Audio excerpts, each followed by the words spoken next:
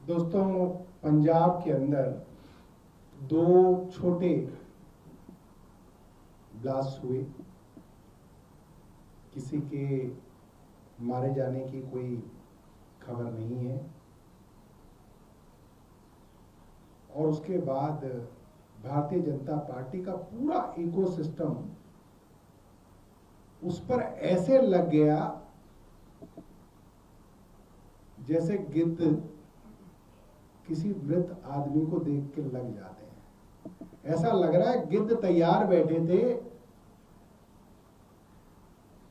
कि अभी एक नैरेटिव चलाना है। दिल्ली के अंदर पिछले साल लाल किले के सामने बड़ा ब्लास्ट हुआ।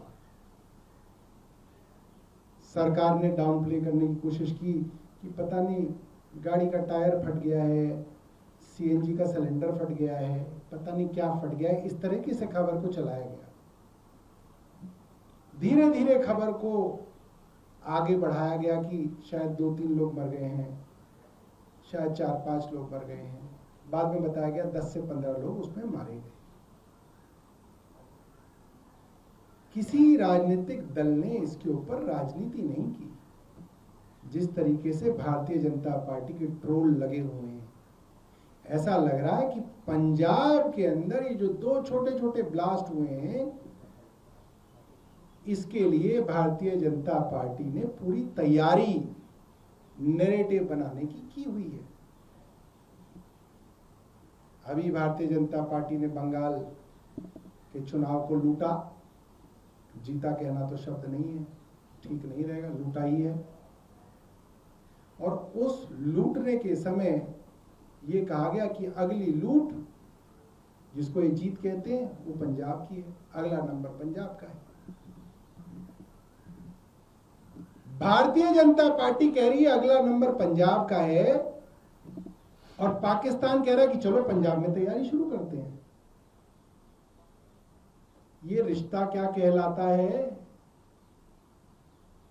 ये क्या रिश्ता है? क्या भारतीय जनता पार्टी के चुनाव की तैयारी अब पाकिस्तान द्वारा कराई जा रही है या पाकिस्तान के उग्रवादियों ने अब पंजाब के अंदर भारतीय जनता पार्टी की मदद करने की ठानी है? ये भारतीय जनता पार्टी बताए। क्या पाकिस्तान के उग्रवादी हमेशा भारत पे हमला तभी करेंगे जब उसका राजनीतिक लाभ भारतीय जनता पार्टी उठाएगी? ये क्यों हो रहा है? ये टाइमिंग कैसी है? भारतीय जनता पार्टी के कश्मीर के गवर्नर ने कहा और मरने से पहले कई बार कहा,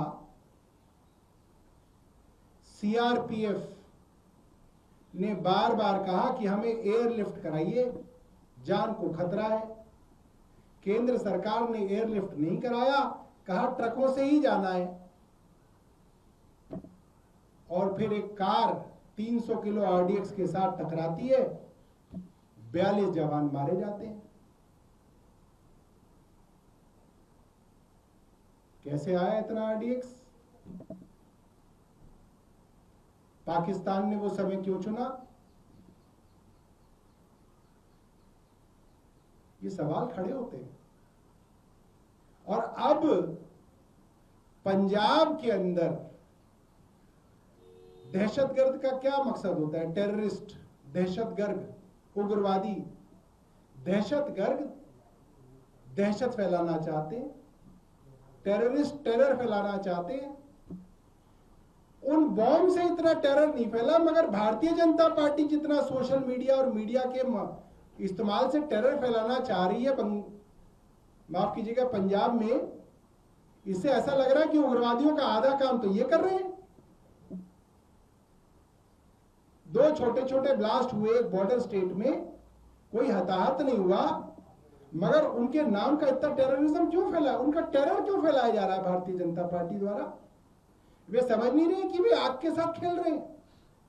एक बॉर्डर स्टेट जो कई वर्षों तक उग्रवाद की चपेट में रहा, बड़ी मुश्किल से उग्रवाद से वो बाहर निकला, आप वहां पे दहशत फैलाने का काम कर रहे हैं। बम से इतनी दहशत नहीं फैली जितनी आप देखिए सोशल मीडिया और मीडिया के माध्यम से फैलाई जा रही। तो ये भारतीय जनता पार्टी की केंद्र सरकार पे बड़े सवाल खड़े करते हैं कि ये जो टाइमिंग है उग्रवादियों द्वारा अगर की जाती है तो ये टाइमिंग भारतीय जनता पार्टी के फेवर में क्यों की जाती है, ये रिश्ता क्या कहलाता है। कोई प्रश्न हो आपका तो आप पूछ सकते हैं। सौरभ जी, बीजेपी कह रही है कि बंगाल चुनाव जीतने के बाद लूटने के बाद आम आदमी पार्टी घबराई हुई है और डर है तो दिल्ली में जैसे हार गए। आम आदमी पार्टी नहीं, पूरा देश घबराया हुआ भाई।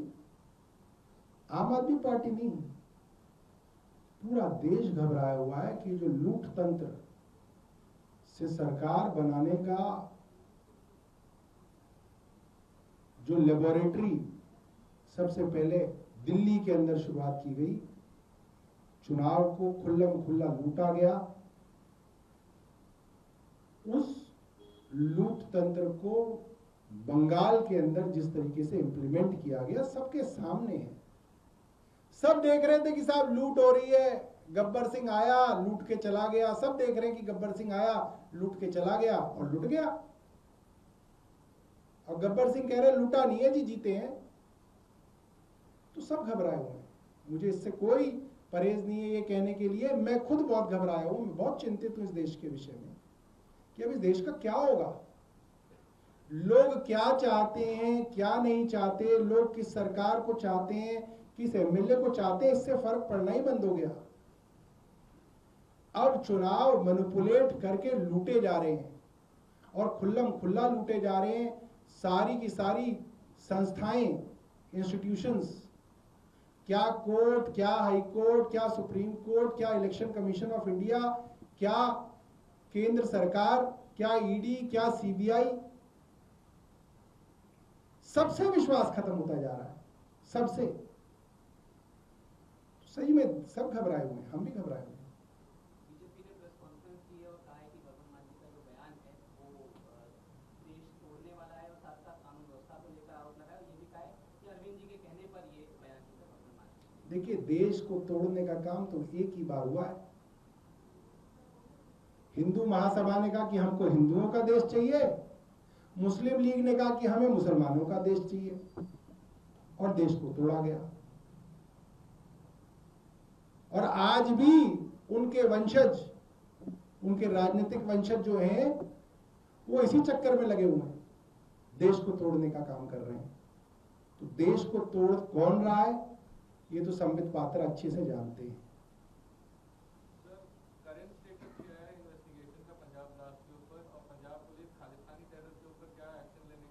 मेरे को इसकी जानकारी नहीं, ये आपको पंजाब के किसी मिनिस्टर, खासतौर पे होम मिनिस्टर वगैरह बता पाएंगे। विवेक विहार के मुद्दे पे आपने एक वीडियो ट्वीट की है, वहाँ बीजेपी के जो स्थानीय नेता है वो ये कह रहे हैं कि वहाँ के घर वाले लोगों की गलती थी, ऐसी चीज नहीं थी। आपकी ऐसा है, जो जल के मर गया उसी की गलती है अब इस देश में।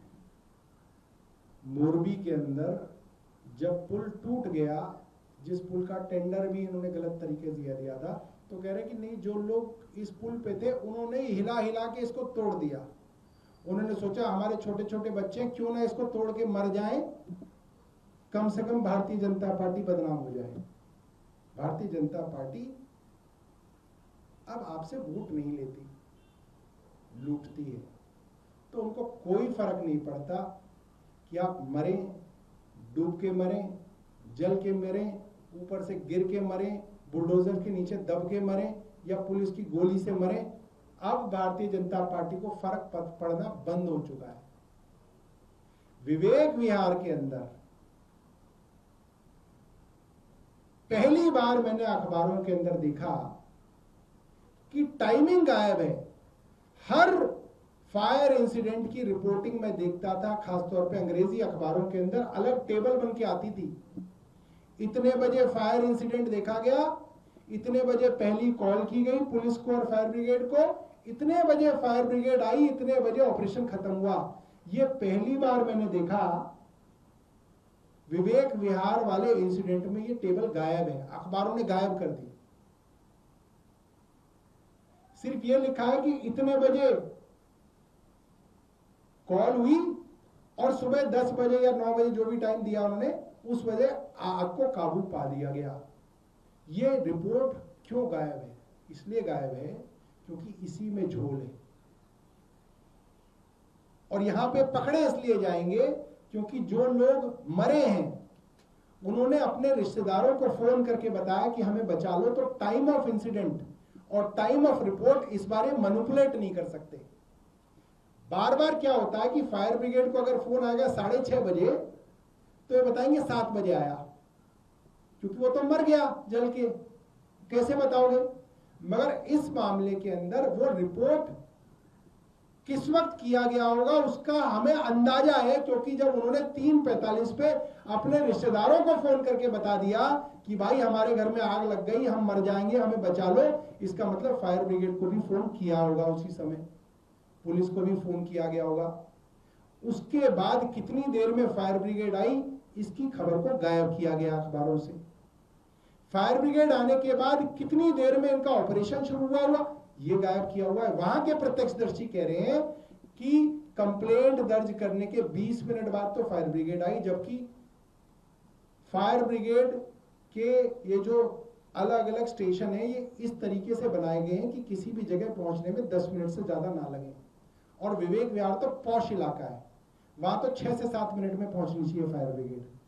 वहां फायर ब्रिगेड बताया जा रहा है लगभग 20 मिनट पे पहुंची, और 20 मिनट पहुंचने के बाद भी करीब आधे घंटे तक वो अपना इक्विपमेंट सेटअप करते रहे। उनकी फायर ब्रिगेड से रेस्क्यू ऑपरेशन शुरू नहीं हुआ। उनके पास जो पानी लेके आए उसके अंदर प्रेशर नहीं था। अब आपको तीसरी मंजिल पे पानी मारना है, आपके पास प्रेशर ही नहीं है, क्या फायदा है? मारते रहोगे आप पहली मंजिल पे, पानी में प्रेशर नहीं था। चौथी बात, इनकी सीढ़ी वहां तक नहीं पहुंची जहां तक ऑपरेशन, जहां से रेस्क्यू करना था। यहां भी यही हुआ है, लोग चीखते रहे। और जब 3:45 बजे पहली कॉल करी, उन लोगों ने 4:30 बजे दोबारा अपने रिश्तेदारों को कॉल करी है कि भाई हम फंसे हुए हैं, हमें बचाओ। तो पौने घंटे तक तो वहां पे थे, उनको रेस्क्यू नहीं किया जा सका।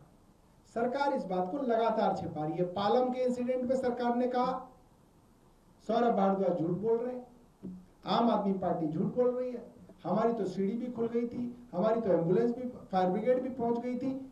इन लोगों का दोष है कि इन्होंने घर में सामान ज्यादा रख रखा था, गोदाम में सामान ज्यादा था। यहां क्या दोष है भाई? ये तो कोठी वाले हैं, ये तो बड़ी बड़ी कोठियों में रहने वाले लोग हैं, इनके यहां तो सामान नहीं था, इनको क्यों नहीं बचा पाए? 18 मार्च को पालम का इंसिडेंट हुआ, 3 छोटी छोटी बच्चियां जल के मरी, 9 लोग टोटल मरे। कहा गया कि डीएम की इंक्वायरी करिए, अभी रिपोर्ट आएगी, अभी रिपोर्ट आएगी। 18 मार्च से आज 6 मई हो गई, अभी तक तो रिपोर्ट आई नहीं। कहां गई रिपोर्ट? रेखा गुप्ता जी से हम पूछना चाहते हैं। और अखबार क्यों नहीं पूछ रहे भाई? अखबारों को पूछना चाहिए ना, डीएम के पास जाकर रिपोर्ट कहां है? रिपोर्ट ही नहीं है। रिपोर्ट लानी तो मुश्किल नहीं है। जहां फायर ब्रिगेड स्टेशन है वहीं के सीसीटीवी को खोल के देख लो, कितने बजे फायर ब्रिगेड निकली है, कितने बजे इंसिडेंट रिपोर्ट हुआ है। सेम मैं आपको बता रहा हूं, द्वारका के अंदर एक बाप, उसकी 11 साल की भतीजी और उसका 10 साल का लड़का। आप सोचिए कोई बाप के दिल पे क्या बीती होगी जब उसने 10 साल के लड़के को ऊपर से नीचे फेंका होगा, 9वीं मंजिल से ऊपर से फेंका नीचे क्योंकि जल जाएगा, मर गया। भतीजी फेंकी, वो मर गई। खुद कूदा, वो मर गया। 1.5 घंटे बाद आई थी द्वारका में फायर ब्रिगेड, 1.5 घंटे बाद। विवेक विहार के इंसिडेंट के अंदर बता रहे हैं कि इनके पास नेट नहीं था। अरे यार, हमें तो 1.5 महीना हो गया चीखते हुए कि तुम्हारे पास कम से कम नेट तो खरीद लो कि लोग कूद जाए नेट पे। नेट नहीं था, गद्दे मंगाए गए पड़ोसियों से कह के कि गद्दे ले आओ, गद्दे ले आओ। कौन गद्दे लाता है? ऐसे गद्दे लाना कोई इतना आसान कोई ना होता है। और जहां पे गद्दे की दुकान थी पालम में, जहां पे आग लगी उसके साथ वाली दुकान गद्दे की थी, वहां गद्दे बिछाने नहीं दिए उन्होंने। तो अब तो ऐसे ही चलेगा, क्योंकि बीजेपी को आपकी वोट नहीं चाहिए। बीजेपी को पता है आपकी वोट कैसे लेनी है।